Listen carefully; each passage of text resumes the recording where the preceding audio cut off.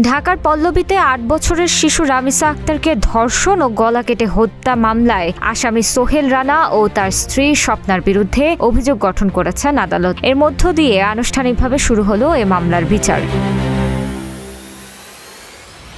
ঢাকা মহানগর শিশু সহিংসতা দমন ট্রাইব্যুনালের বিচারক মাসরুর সাদেকিনের আদালত সোমবার শুনানি শেষে অভিযোগ গঠনের আদেশ দেন। একই সঙ্গে মঙ্গলবার সাক্ষ্য গ্রহণের দিন ঠিক করেছেন বিচারক। এর আগে সোমবার সকাল 8:45টার দিকে প্রিজন ভ্যানে আদালতে আনা হয় আসামিদের। সোহেল রানাকে ঢাকা মহানগর দায়রা জজ আদালতের হাজতখানায় রাখা হয়, আর তার স্ত্রী স্বপ্নাকে রাখা হয় নারী হাজতখানায়। শুনানিকালে তাদের এজলাসে নেওয়া হয়।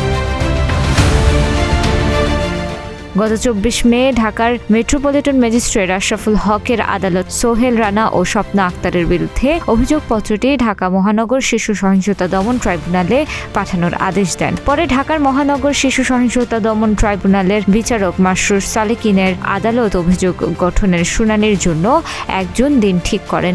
আজ আদালত অভিযোগ গঠনের আদেশ দেওয়ায় শুরু হয় চাঞ্চল্যকর হত্যা মামলাটির বিচার কাজ।